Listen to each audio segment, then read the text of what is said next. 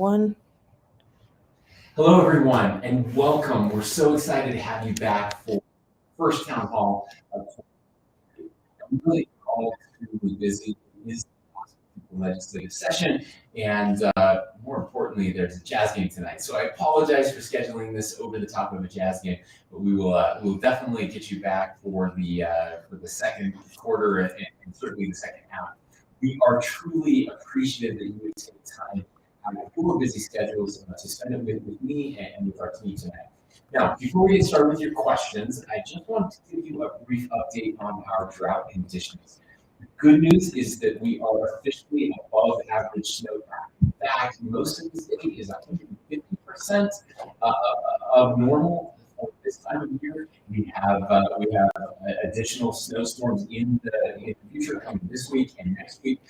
From now until the snow starts to melt, every additional inch of snow will just push the state further above normal. So it's a great time.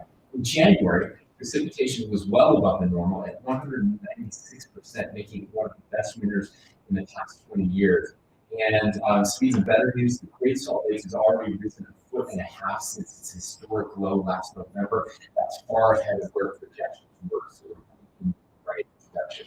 So keep praying for rain and snow. I know you're tired of shoveling snow. Our backs are all a little sore, but it is certainly worth it. And keep saving water. Every little bit will help us. Whether it's drought, we get more water into our reservoirs, more water into the Great Salt Lake. And we'll probably get some questions about that tonight. I'm happy to talk more about what's happening in this legislative session. Okay, we have a few questions already. You can go ahead and put your questions in the comments. We'll get to as many of them as we can. We had an anonymous question from a survey that went out on social media this morning. What can be done to make our streets bigger and faster than ever before? So you're absolutely right. The roads have been more dangerous. In 2022, there were 53 pedestrian fatalities. We had 15 bicyclist fatalities and 50 motorcyclist fatalities, which is more than we had in 2021. These are the most vulnerable road users with less protection than people traveling in cars and trucks. So we really all need to look out for pedestrians, pay more attention. There's also been a rise in risky behaviors, such as aggressive driving and driving the wrong way down a one-way highway. These risky behaviors frequently result in fatal crashes. So we're asking you tonight to please all do your part to help keep our roads safe. We need you to buckle up, no matter the distance, the weather, the vehicle, or the time of day. Wearing this absolutely matters. And we want you to remember to watch your speed and especially slow down when the roads are wet. Use your blinker when making turns and changing lanes. Railroads are another place where we've seen accidents. Don't cross when railroad lights are flashing or barriers are coming down. Make sure you give semi trucks and snow plows extra space. Always watch for motorcycles. Pay attention. Sometimes motorcycles are around us and we just don't see it, or they're in our blind spots. And parents, as someone that has a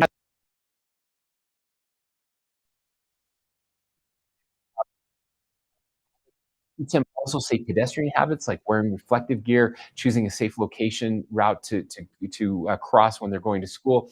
And drivers, we beg you, please make a special effort to completely stop and look at all intersections. 12 children ages 0 to 9 were killed on Utah roads last year. That's far too many. Thank you for the question. Hey, we got another question from our social media this morning. What can be done to better protect our youth from pornography?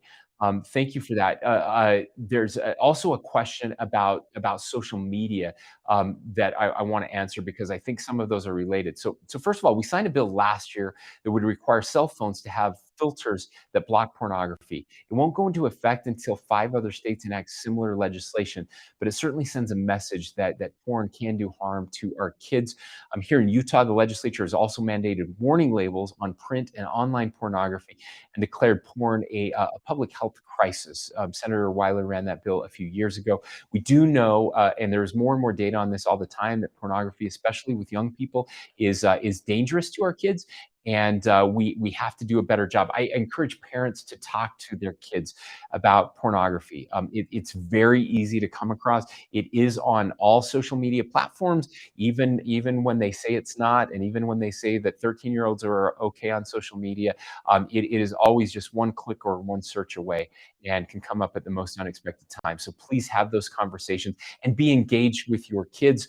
Spend time with them. Look at their phones. Make sure that you share, that you know that there are no secrets, and that we can have those conversations when they do run into it. Make sure that we respond the right way. Another question from Morgan in Provo. This is the one. What are you doing about all the negative impacts from social media on youth mental health? Um, Look, folks, however bad you think it is, it's actually worse. And the newest data over the past year, there's a professor at BYU that keeps talking about how this is just there's no causal link. There's only a correlation link. That is not true at all. That is completely false. There are several studies now. Most of them have come out in the past 6 months that prove that there is a causal link between the negative mental health issues that we are seeing in our young people, especially young women, and social media. There are no more questions about this. We as a family have decided that our kids will not be on social media until they're older. Sadly, our daughter is one of the only people, only one of her friends that does not have direct access to all these social media platforms. We are working with Congress. Congressman Stewart is working on a bill in Congress that would make it, instead of 13, it would be 16, the age at which young people could have access to social media. And we have 3 bills in the state legislature this year working on holding social media companies accountable. They are using our kids' data in very harmful ways. We are seeing the rates of depression, anxiety, and self-harm, especially among young women, are skyrocketing. Data that was just released a few weeks ago, national data that showed, again, with all of our young people, including young men, but especially young women, rates of loneliness and sadly, thoughts of suicide have just increased exponentially over the past few years.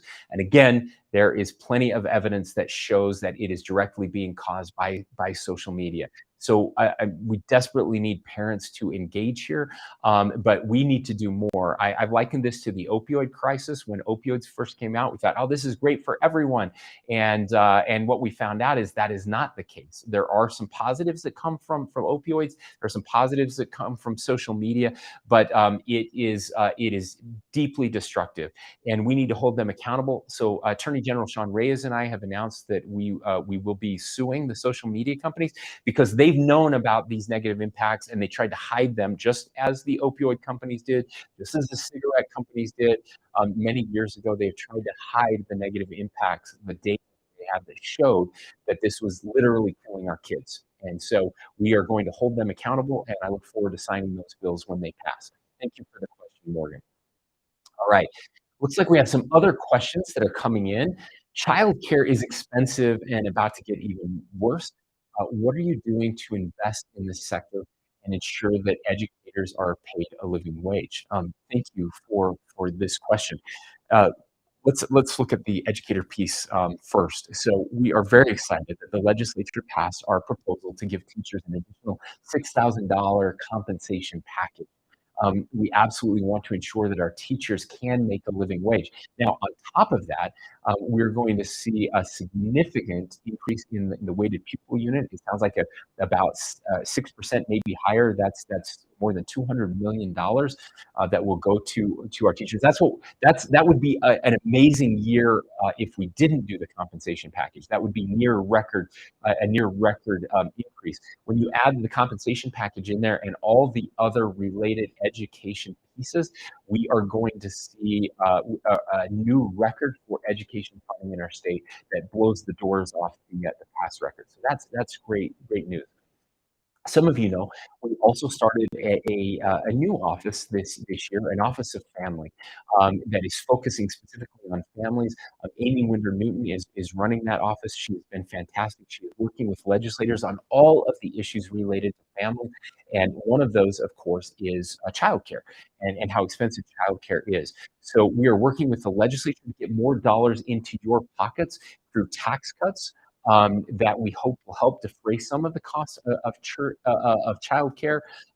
We are focusing on early childhood education. There is a bill that would expand childcare in state offices that will likely be sent back to more studies. So we weren't able to get everything that we were supporting in the childcare arena this legislative session. But we know that the legislature is aware, and we are continuing to work with them to find ways to help with that increasing expense. We know that there are some federal programs as well through that have been passed recently that hopefully will help with some of those issues, and we're really anxious to get more there. So, okay, let's move on to our next question.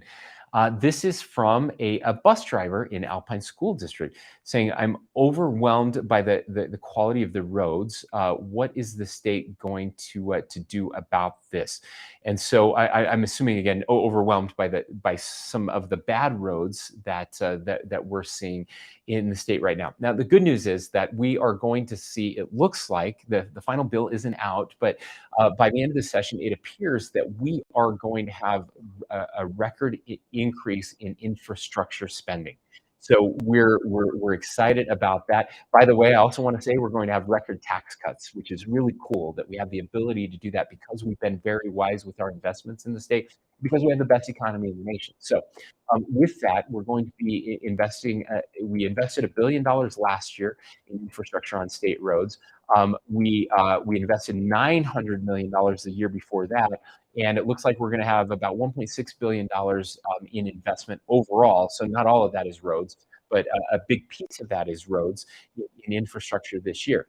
Now, you're probably not referring to state roads. Our state roads tend to be in pretty good shape, but our local roads are having a hard time keeping up. We are working with the legislature to help get more money to our counties for county roads, cities as well, and what we call our B and C road funds. And so we're hopeful that that will get through this year as well, and that we will see an increase when it comes to funding for our localities so that they can improve the quality of roads. Utah has received recognition to be one of the best states when it comes to infrastructure. Now, infrastructure across the country has been struggling, so being the best of a not great situation probably isn't too helpful. But we are headed in a better direction. I'm really proud of the continued investments that we are seeing there. All right. Next question. What can you tell us about your letter to the EPA regarding air quality and US magnesium? Thank you. This is something that we just announced yesterday. So let me start by just saying that Utah has made really positive strides in air quality improvement over the past decade. But what we are finding, and actually, let me be very clear, we've improved our air quality by about 40% over the past 15 years, even though we've added hundreds of thousands of people, close to 1 million people over that time frame. That's remarkable that we were able to do that. But we recognize we still have a long ways to go. What we are finding is that while our wintertime inversions are actually improving, we had a couple bad inversions this year, but if you look at over time, actually much better than they were in the 70s and 80s and 90s, and even just a few years ago. Our summertime air quality is actually getting worse. And we know that as our state continues to grow, we're going to have to continue to look for opportunities to reduce emissions. So the decision was made to request a slight boundary adjustment to what's called the Northern Wasatch Front non-attainment area, or that's the area along the Wasatch Front that is not currently meeting the air quality standards for ozone pollution under the Clean Air Act. Now, we are fortunate to have a number of studies, including one that was released recently by the National Oceanic and Atmospheric Association, indicating that emissions from processing at US Magnesium are a significant contributor to air quality issues along the Wasatch Front, both in winter and in summertime. However, US Magnesium currently doesn't fit within that non-attainment area, even though the emissions flow right into that non-attainment area. So what we're requesting this adjustment to include US Magnesium in that area will give us a broader range of tools to work with the company to help reduce those emissions. That will really take a surgical approach to our air quality issues. We know we're looking at pockets. We have better air monitoring equipment. We're working with the legislature to get even better air monitoring equipment so we can see where the worst pockets of air are and make sure that we can help improve the air quality all across the Wasatch Front, and not just the Wasatch Front, but other parts of Utah as well. So excited about that announcement, and this is something that will help all of us breathe a little easier. Okay, we've got some more comments coming in. We have a comment on Facebook. Let's see, bringing nuclear power to Utah. Let's set the example. Thank you to whoever that comment is. I could not agree more. I love to hear that. This is something that I've been pushing for a long time. And let me tell you why I think it is really important. If you about carbon, and you care about clean energy, and you care about the warming that is happening and the science that we've seen behind that, then you should be an advocate for nuclear energy. One of the problems we have is that renewable energy is really important, and Utah is leading in that space. So we are doing more than many other states when it comes to solar energy. We're doing more when it comes to wind energy. We have significant projects actually working with other states around hydrogen. We have a proposal with the federal government to become a hydrogen hub. That there are 4 states that are participating in that. So Democrats and Republicans working together, which I think is a great example. So Governor Polis in Colorado, myself, Governor Gordon in Wyoming, Governor Lujan Grisham in New Mexico, all working together on hydrogen. We are also working on other forms of energy where we can have cleaner energy. But here's the thing. Right now, that mix does not help us with baseload power. So baseload power is critical to everything that we do. And if you only have solar and wind, then what happens when the sun isn't shining and the wind isn't blowing? We have to have that baseload power. Right now, most of that comes from coal. We're also figuring out ways to make coal cleaner. And we have some carbon capture projects that are happening in the Western United States, again, working with my fellow governors that are taking carbon that is released and pumping that back into the ground in ways that again, will clean up our air. But nuclear energy is the cleanest and cheapest of all of those forms. Sadly, as a country, we've gotten away from nuclear energy. It is much safer than it was back in the 50s and 60s. We know we can do this the right way, and again, produce carbon-free emissions and have that baseload energy. So we are working with our local energy producers. We have several projects. We have to work with the federal government on this one. Sadly, it takes the federal government a long time to do anything. There is a nuclear power plant right on the border of Wyoming and Utah that is in the early phases of moving forward, and Rocky Mountain Power has plans to bring those to Utah as well. So we know that we will benefit. Lots of great things happening around nuclear, and we appreciate your support there. All right, let's get to our next question. Let's see. What does the governor's office think about large companies coming to Utah? And how will water resources be managed? Thank you for that question. We are working together with our counties, with our cities, with our water managers to make sure that Utah can continue to prosper, that our kids and grandkids can live here, and that we can have jobs here. And so that is a really big deal. Now, we aren't recruiting the same way we used to recruit because Utah is already so successful. and businesses are thriving here, and businesses want to expand here. So this is probably a question that comes out of one of the great announcements that we made just over the past couple of weeks, and that is we announced that Texas Instruments is expanding in Utah, an $11 billion investment. This is the largest investment in our state's history by more than double. It's hard to put that even into it's hard to comprehend it how big of an announcement that is. That's 800 new jobs, $100,000 dollars per year. The average employee salary with these jobs, this chip manufacturing company. Now they are already here. This is an expansion that is taking place, and they worked very closely with the state, with the county, with the city to get existing water rights. So again, these aren't new water rights. Existing water that they will be able to use that will be transferred to this project. That's how we're doing it, and we know we can do this better. So we have several pieces of legislation this year. We invested $500 million last year. It looks like we're going to have more than $500 million this year, so $1 billion total in water conservation, water management. A significant amount of that will go to agriculture.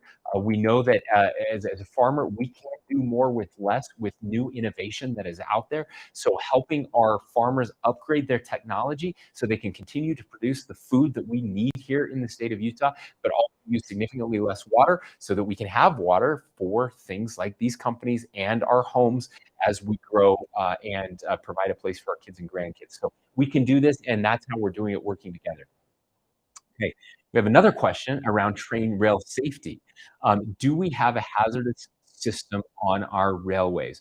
I'm assuming that this question is referring to the terrible accident in Ohio. We've been in contact with officials in Ohio, and we know how devastating that is. I've been very disappointed in the federal response to that accident. But the question is, in Utah and other places, do we have a hazardous system on our railways? Um, the regulation of railways is 100% in the federal sphere. We don't have the ability. The Constitution does not allow us to regulate interstate commerce, and that is what trains are by definition. In fact, that was some of the early laws around this type of regulation come from the railways and from trains. And so there isn't much we can do, but we do watch these closely. We did have a derailment a few years ago in Miller County. Fortunately, that was in a very rural area, and nobody was impacted that lived there. And so we are concerned about that. We do have a robust emergency management community in Utah that are trained to mitigate and to respond to any types of emergencies that might happen here. But we are watching very closely. We know there were some regulatory changes that were made a couple of years ago. New data that came out, some research that came out, I think it was in the Washington Post, showed that those changes would not have impacted this accident.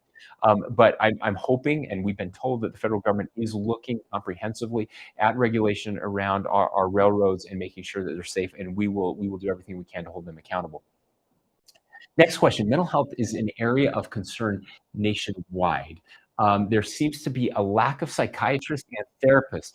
How can this be incentivized? This was from Ryan on LinkedIn. Ryan, thank you for this question. This is something we've been working on for several years. Many years ago, when I was lieutenant governor, I worked with Governor Herbert. He asked me to put together a suicide prevention task force, and we brought together the experts in this field from the University of Utah, from other places. We brought together the private sector. We brought legislators together, and we studied this over the course of a year. And those studies have continued, even though the task force time ended. We have continued with those studies, and every year we have passed several pieces of legislation and millions of dollars of funding to help with that shortage. And so I'm feeling better about the direction that we are headed, although we still have a long ways to go. So we've been adding seats to programs in our universities so we can graduate more psychiatrists and therapists. We're also looking at doing some different different things here where we can get students more involved that are in these programs, in our psychiatry programs, in our therapy programs. Of course, we have the Safe Utah app, which allows any student in the state at the touch of a button, they can be in contact with someone at the University of Utah, an expert who can help them. But by getting what we realized is not every person who is struggling with mental health actually needs a licensed psychologist or psychiatrist. Um, think of it kind of like a funnel. At the top of the funnel, it's broader, and you have people that are just struggling, maybe with loneliness, maybe with a low level depression or anxiety, and they may just need someone to talk to. Again, someone who trained citizen, a trained student can work with those people. But as you get down the funnel and those mental health issues get more severe, then you need more therapists and then of course more psychiatrists. And we're also adding some new and really innovative spaces. Think about when you get sick or your kids get sick. And you don't want to take them to an emergency room; it's too expensive. But maybe the doctor's office is closed, and we have these urgent care facilities where you can take them and see a doctor. We haven't had anything like that in the mental health space. We do now, and we have several of them being built all across the state of Utah. These receiving centers are critical and have proven very effective, where you can bring somebody, they can see a professional, can help them if they're in crisis to get them stabilized and get them back on their feet, and even prescribe medications if necessary, but really help the families out, help law enforcement out. So these are some of the investments that we're making. The last one I just want to talk about is that we have these mobile crisis units that are responding as well. We've added some in rural Utah so that instead of calling 911 and getting an ambulance and the fire department and the police officer there who aren't trained to deal with these crises, and then someone ends up in an emergency room again, which is very expensive and where they can't get the type of help that they need. We have trained professionals who are going out instead in a nondescript van, two people who can go in and really help assess the situation. So these mobile crisis units are really making a difference. And MCOTs, I think they're called, it's a big deal for our state. Okay. I know we're close out of time, and I want to get to more of these, so I'll try to answer a little more quickly. Where do we get the help to turn our green into desert yards? Spring is around the corner, and now is a great time to think about water-wise landscaping. Thank you. Yes, yes, yes. We are the first state in the nation to have a statewide lawn replacement program so that you can replace your ornamental grass with water-wise landscaping. There are rebates for that. You can go to, I believe it's conservewater.utah.gov. conservewater.utah.gov. These programs are getting underway and we're just rolling them out. Another great resource is your local water conservancy district. Some districts have already these resources available. They have demonstration gardens that will give you some ideas. There are some more great tips at slowtheflow.org. So I hope you'll get a chance to visit some of those resources. Again, conservewater.utah.gov and slowtheflow.org. It's been so much fun to see Utahns get involved in saving water. Again, our farmers are doing it.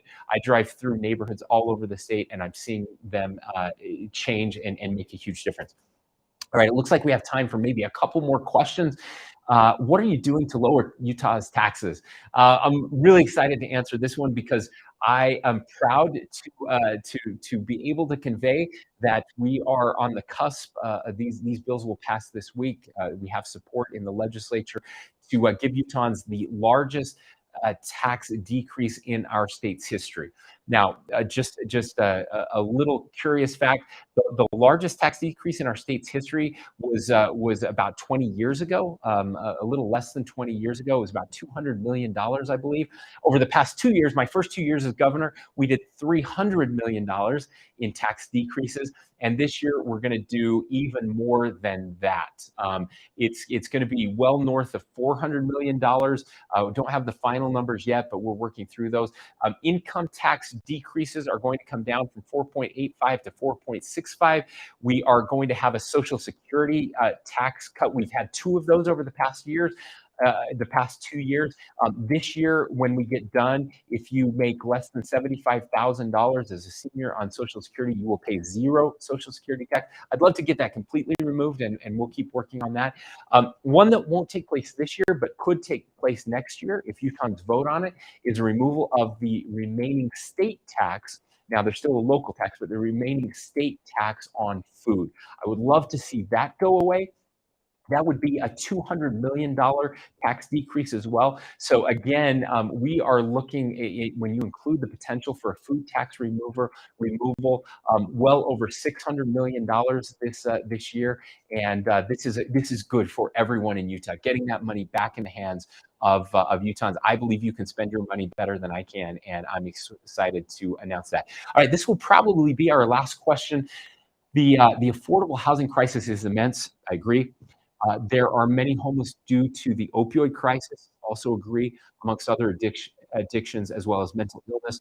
Now there are young people and families who cannot afford the cost of rent without those issues, let alone the homeless on the streets and in the tent camps. This is Maria from LinkedIn. Maria, thank you so much for this.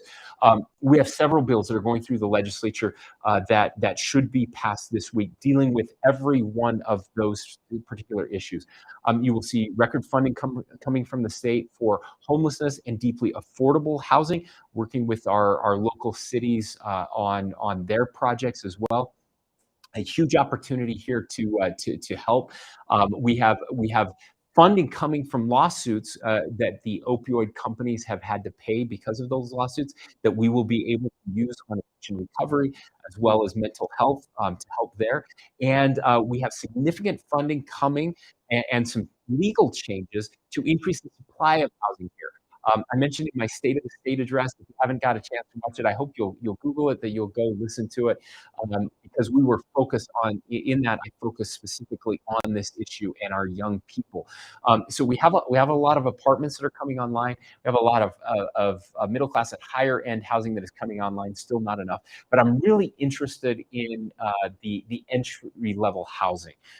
This is first-time buyer housing, newlywed housing, the houses that we all live in, the smaller homes where you get your start. That really matters, and we're just not seeing those being built these days. So we're working with the Home Builders Association and others to find ways to incentivize that type of housing. We will have about, I think it's about $40 million or $50 million that is coming through from. This is a bill that was run by the president of the Senate, and we're very excited about this for first-time home buyers to help them be able to get into a home. So please know, this is one of my top priorities. In fact, I would say the top three priorities, 1A, 1B, and 1C, are making sure that we reduce the cost of housing in our state. Number two would be that we are increasing water availability in our state. And again, right there, record funding for education in our state, which I'm pleased to say is happening this session as well. So record tax cuts, record infrastructure, and record education improvements this year. It's been a banner year, and we can do that because we have the best state in the nation, the best economy in the nation, the best people in the nation, and I'm so proud to be able to be your governor. Thank you for caring about your community. Thank you for taking time to join us tonight. If you want more information, including how to reach our office, you can always visit governor.utah.gov. Also, just a shout out, I would encourage you to sign up for our newsletter. We put a lot of time into this. It talks about everything we're doing all week long, and we get a tremendous amount of feedback from it. I know a lot of people don't check their email, or may think the newsletters were something from a past era. But I'm telling you, this newsletter is special, and I think it will really help you keep in touch with us. Of course, you can follow us on social media platforms at GovCox, at GovCox. Thank you, and have a great night, and go Jazz.